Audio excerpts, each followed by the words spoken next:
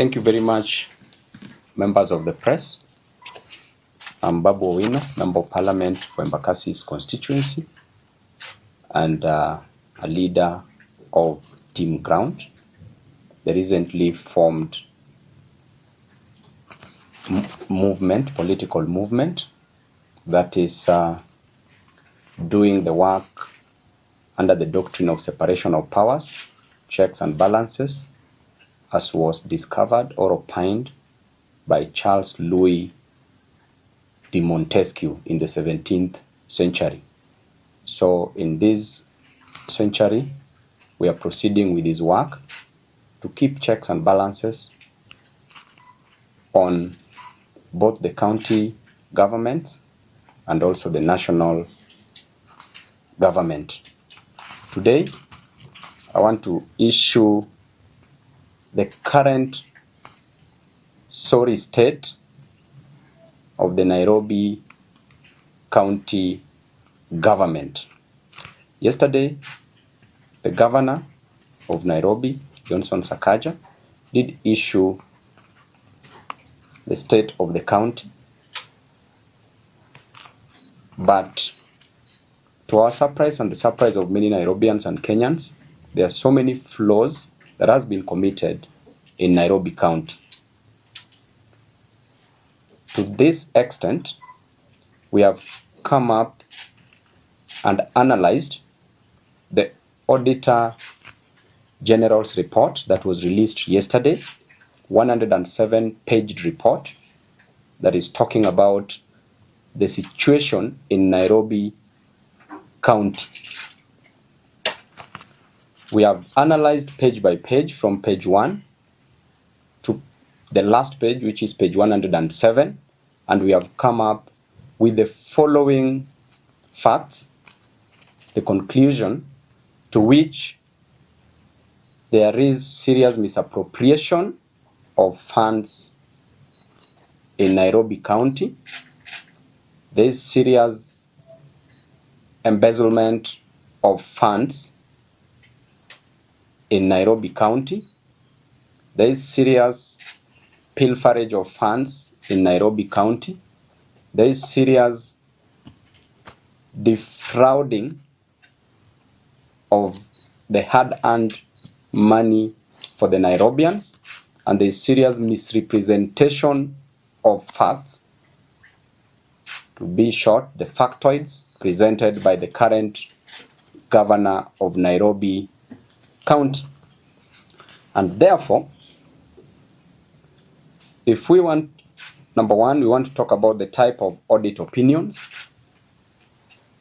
And number one is the unqualified opinion. If the auditor talks about unqualified opinion, means that things are okay and there is no any problem with the books of the account. If the Auditor General talks about qualified opinion, means that there are audit queries, but adequate information provided in the audited statements. And if they recommend a disclaimer, then it means that information provided for audit is inadequate. And lastly, if there is an adverse opinion, then it means that the situation is terrible because of material and pervasive breaches. In our situation, there is an adverse opinion from the Office of the Auditor General. And therefore, my analysis consists of 3 parts. Part A is the adverse opinion, and it reads, the Auditor General says that they cannot confirm the accuracy and completeness of the financial statements provided by Sakaja for the financial year 2022-2023. The difference in payment reported by the financial statements and the ledger, which ordinarily should be the same, is 5 billion Kenya shillings, which is lost, and that is found on page 2 of the Auditor General's report. Therefore, the governor of Nairobi cannot explain the 9 billion in pending bills, also in page 2, The controller of budget did approve 17 billion. Out of the 17 billion, the governor only paid 8 billion as pending bills, but 9 billion is lost. In addition to that, the pending bills balance, as indicated, is 98 billion, which the Auditor General says that could be hot air. Assets acquired by the county government are overstated by 320 million Kenya shillings, which is lost as per page 3 of the Auditor General's report. Next is the bank balances show that KRB, the RMLF indicates that 818 million Kenya shillings, that is what it indicates, while it should be 965 million Kenya shillings, which means that 147 million Kenya shillings is lost. Lost by lost means stolen or defrauded. Next is the recurrent account reports nil. The current account reports nil balance while it should have 365 million Kenya shillings, which means that 365 million shillings is also lost. Next is the revenue account shows closing balance at nil, while it should have been 1.9 billion Kenya shillings. Its opening balance also shows nil, while it was 1.3 billion Kenya shillings. Therefore, the total amount of money lost there is 3.2 billion Kenya shillings. That is found on page 3 of the Auditor General report. Part D of it says that balances of 561 million in 43 bank accounts not supported at all. Auditors cannot confirm the accuracy of cash balances of 1.44 billion Kenya shillings. Number 7, for assets acquired through NMS amounting to 620 million Kenya shillings, which is unsupported, payments were made of 3.5 billion shillings and a further 3.7 billion Kenya shillings found on page 4. Air was paid. By air it can mean oxygen, carbon dioxide,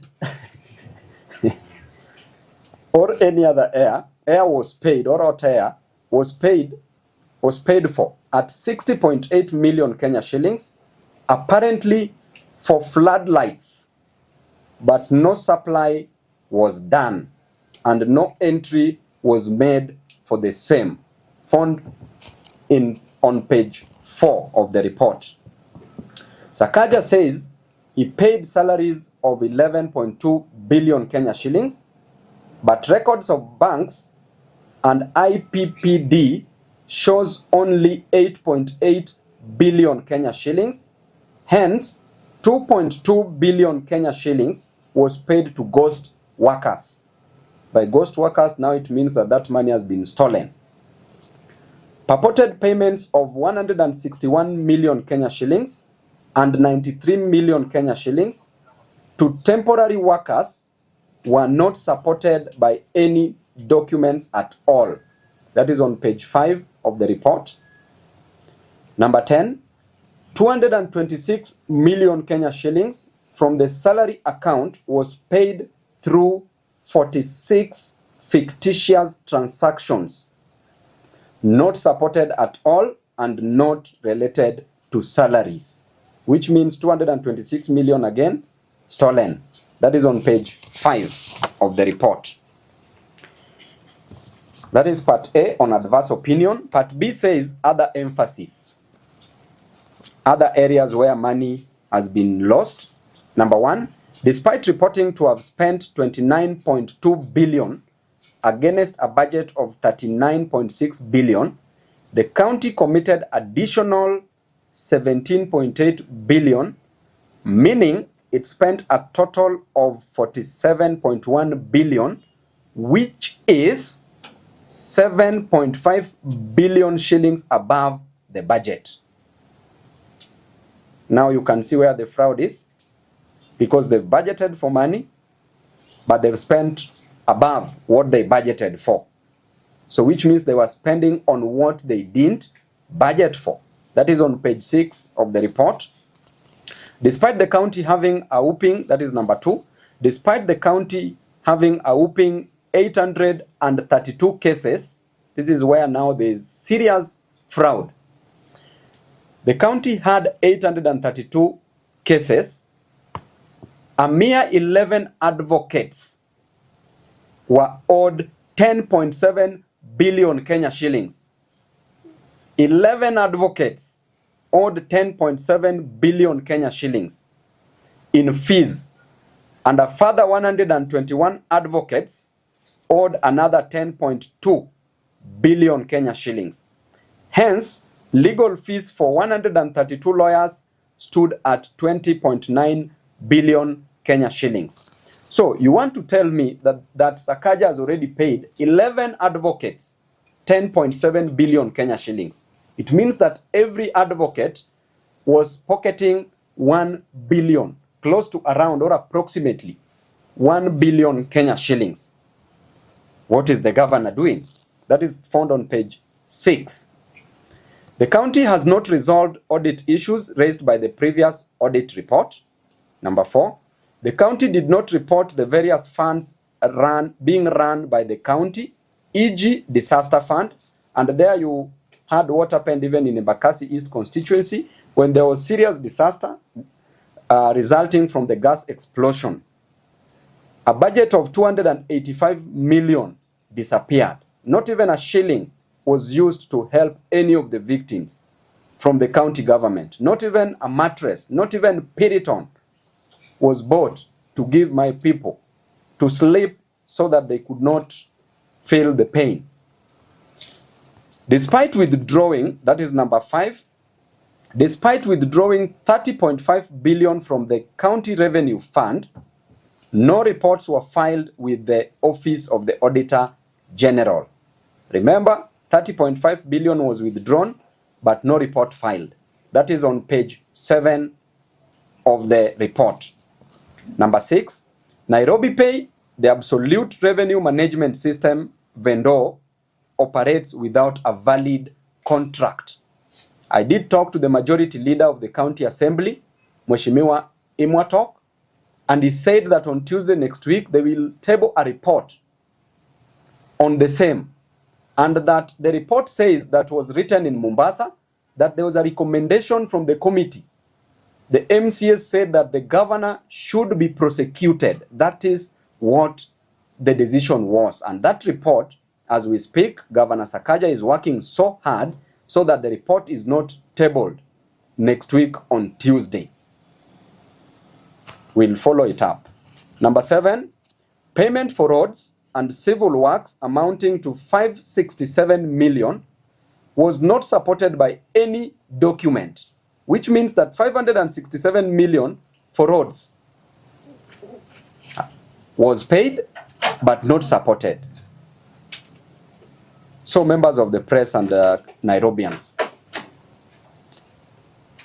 have you seen those roads being constructed? According to the last report, the analysis showed that the amount of money that was spent was only 400 million. But here, that is for all the development that Sakaja did. The first development that he claimed to have done was about the school feeding program, that he spent 200 million Kenya shillings. Then the next one was the Dandora Stadium, which was a continuation that he spent around 33 million. Then the rest of the money, which was around 167 million, went to roads. But here we are being told 567 million went to roads. So where is the money for these roads? That's on page 8. Number 8, the same contractor who failed to finish 3 dispensaries in 2020-2021 at 869 million was given another contract for Mama Lucy Hospital at 344 million by Governor Sakaja, and since he has abandoned the project after pocketing 165 million Kenya shillings, which he has been paid, that is found on page 8. Number 9, an amount of 32 million Kenya shillings was given to fictitious 683 beneficiaries. Hiyo ni hewa, 32 million ilienda kwa hewa, stolen, that is on page 11 of the report. Number 10, despite buying vehicles for 100 million only, the county government paid 771.6 million to vehicle vendors, those who are selling vehicles, 671.6 million in excess of the 100 million that was budgeted for. So that money has been stolen. Remember, the vehicles were supposed to be bought at 100 million, but the amount of money that was paid to the person who was selling the vehicles was 771.6. Therefore, 671.6 million has been stolen, found on page 12 of the report. Number 11, despite the law requiring that salaries don't pass 35% of total revenue, the county paid 37% of 30.5 billion, blatantly breaching the law. Number 12, incompetence and deals facilitated double payment of leave allowance of 15.4 million to 178 favored county staffs, found on page 13 of the report. Number 13, despite having their gross pay properly paid, 26 officers were paid additional 17.6 million Kenya shillings without any reasons, which means that those were conduits for removing money from county accounts. That is found on page 14. Number 14, an entire 393 employees not tax exempt were paid 52.5 million Kenya shillings without pay as you earn tax deductions, which means that money for KRA was stolen there. So KRA, mkona kazi, wacheni kufuata watu airport mkitafuta underwear ya watu huko na kutafuta vitu za watu. Kazi, pesa iko hapa kwa county. That is on page 14. Number 15, some 395 employees were paid additional salaries of 100 million that cannot be explained. Probable collectors for some big short, found on page 14. Everything that I'm reading are very factual, and these are as per the Auditor General's report. Number 16, out of 13,354 employees of the county, only 167, which is 1.25%, are persons with disabilities against legal requirements of 5%. They should be 5%, not 1.25%. So there is no compliance. So therefore, the governor, you must up your game and employ persons with disabilities. That is found on page 14. Question number 17. Despite deducting pay as you earn, NSSF and NHIF of 1.72 billion, the county government did not remit those statutory deductions, which means that they are deducting, but they are stealing these monies. They are not remitting. Number 18, on the drama of legal fees, 375.9 million paid irregularly as follows. That runs from page 18 to page 24 of the Auditor General's report. Number A part of it, 34 million paid, 34 million Kenya shillings paid were a fee note of 80 million, which was raised in a case which was before the High Court in a commercial transaction, case number 1581 of 2014, to defend the county on outstanding land rates of 5.4 million. So 34 million was paid. Okay? The advocate raised a legal fee of 80 million. So I want you to note the nature of these cases and why 80 million should be raised for such cases. That was in 2014, but money has been paid now.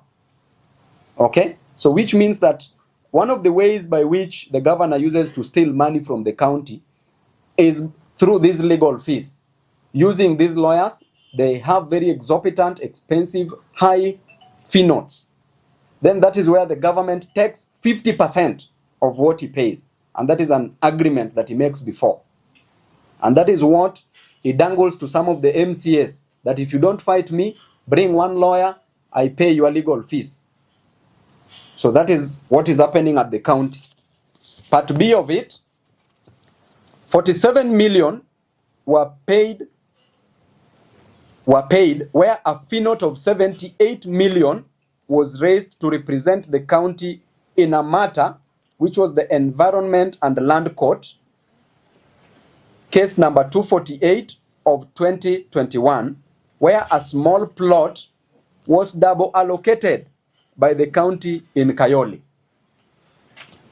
Part C, on the 17th mwezi wa saba, 17th mwezi wa saba 2023, 57.8 million Kenya shillings was paid to a law firm for defending. Now, I want you to hear, this is very serious. 57.8 million paid to a law firm for defending the county in a matter which was in the court, in the Environment and Land Court, case number 18 of 2022, against Ndakaini Dam land compensation of 1989, where a fee note of 77.9 million Kenya shillings was raised. So he paid 57.8. D, on the same month, same day, 17 mwezi wa saba 2023, 67 million was paid to an advocate for defending the county in Environment and Land Court, case number 176 of 2021, where a fee note of 100 million was raised against an individual who sued the county for not shortlisting him as a traffic marshal. Mnasikia hii drama kweli? Hii ni comedy. This is comedy. Imagine 67 million Kenya shillings was paid to an advocate just for defending the county for not shortlisting a person as a traffic marshal who is going to earn 18,000 to 20,000 Kenya shillings per month. Why did the governor pay 67 million Kenya shillings? Why couldn't he use this money to employ more traffic marshals? And the fee note that was raised was 100 million to represent that one person whose name did not appear in the shortlisting. He was not shortlisted. You pay 67 million. Madness. On 17th the same month, mwezi wa saba, a further 50 million was paid to an advocate for defending the county in a matter where a fee note of 129 million was raised for a unknown reason. Imagine the case has not been stated. Hiyo ni kesi hewa ama air. But he paid 50 million to the advocate. In the Environment and Land Court, case number 379 of 2018. Unknown. But they decided to fix a case number. But there is no case in such a situation. F, on 8th of May 2023, 70 million was paid to an advocate for defending the county in a matter where a fee note of 145 million was raised against the Kenya County, the county government's workers union. That is 2023. A further 70 million paid just to represent county government's workers union. While the county, remember, has a legal department where there are advocates who can do these works. Right? G, on 17th mwezi wa saba 2023, 30 million was paid to an advocate for defending the county in a matter where a fee note of 116 million was raised on alleged threats on county workers' pension fund. Just threats. You issue a threat, you are taken to court, an advocate is paid 30 million. H, even those who have cases for murder, cases for terrorism, they don't pay advocates such amounts. H, on the 17th of March 2023, 20 million Kenya shillings was paid to a law firm for defending the county government in a matter which is before the High Court, a miscellaneous case number 123 of 2017. Then part C, which I've indicated as the last batch, it says number 1, a provider of security services to ECDE facilities who had been paid 42 million Kenya shillings for the months of April to August 2020, on 30th mwezi wa sita 2021 was paid again 16.8 million for the months July and August 2020 by Governor Sakaja, and was paid on the 13th March of 2023. So the amount of money that has been stolen there is 16.8 million Kenya shillings. That is found on page 25 of the report. Number 2, garbage collection paid for at 145.9 million without any documentation and handwritten receipts issued despite Dandora Weighbridge being capable of generating official receipts. Tunaelewana vizuri? Ama mmepotea wenzangu watu wa media? Tuko sawa? Umejua hii kitu inaweza fanya mtu aruke kutoka hapa dirisha mpaka chini ya commit suicide juu. Hii pesa hii, that is found on page 25. Number 3, a paltry 27 tippers were purchased at a whooping 772 million. Hey, Sakaja, sucks. Hey, hii ni dishi na county kweli. A paltry 27 tippers, hizi lori za kubeba takataka, were purchased, zilinunuliwa at 772 million. Which means that lori moja, mtu anipigie hesabu hapo haraka, 772 divided by 27, tupate bei ya lori moja hapo haraka sana, is approximately 30 what million? 28 million. So lori moja ya tipa ilinunuliwa at 28 million. Hey, that is on page 26. Other notables: Governor Sakaja has refused to appoint critical staff. This is also in the report. Number 1, as critical as a county secretary who serves as a secretary to the cabinet and head of county public service is county public service has not been appointed a substantive office holder for 19 months. Someone is still acting with restricted powers. Number 2, on the 35 accounting officers, only 29 have been appointed 19 months down the line. The question is, aren't there enough qualified people in Nairobi to do the jobs? Why haven't we appointed the 16 remaining? Number 3, there is a case seeking to nullify the appointment of Sakaja's County Public Service Board members due to breach of the law. So that means clearly that he's a lawless man, as you can see. And therefore, Sakaja's state of the county was merely diversory.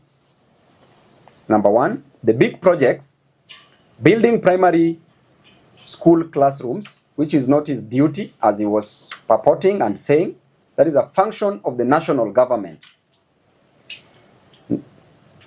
The big projects, building primary school classrooms, northern collector tunnel for water, waste to energy power facility, are not in the county government's budget, as he was saying that we will do them in this financial year. They are not in the budget. Therefore, he cannot do that which is not in the budget. Number 2, the county was running a budget of 42 billion with a development portion of 12 billion Kenya shillings. So the question is, where does this money go to? Because this financial year, clearly, Sakaja has only spent 400 million Kenya shillings. So where is the rest of the 12 billion? We are finishing our financial year in June. Number 3, as at 31st December 2023, end of financial year 2023-24, Sakaja had only collected 3.8 billion in on-source revenue.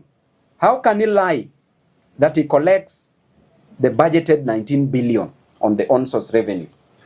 And if indeed he said that he collects that, then where is the balance, the deficit? Where has this money been taken to? Because he says that he collects money. So where is this money taken to? Number 4, Dishina County is getting funding from government development partners, from the national government, from the county government. And kitchens being built by the county government. Who is this so-called implementing partner? They've not been mentioned anywhere. Where and what is the contract between them and the county? That's a sensitive docket where you cannot say that you are in a contract with somebody and that contract is impliedly. The contract must be expressly. It must be put down on paper because that's a sensitive docket. We are dealing with children. We want Governor Sakaja to come out and account to the people of Nairobi on the specific resources budgeted for and entrusted with him from the equitable share of revenue, which is 20 billion Kenya shillings, on-source revenue of 19.9 billion Kenya shillings, and 3 other additional conditional allocations of 2 billion Kenya shillings.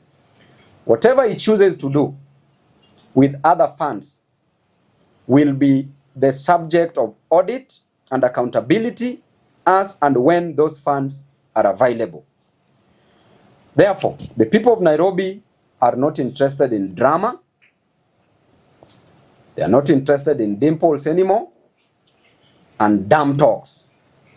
They need services in all the fundamental areas where the constitution devolved functions to counties. Thank you very much.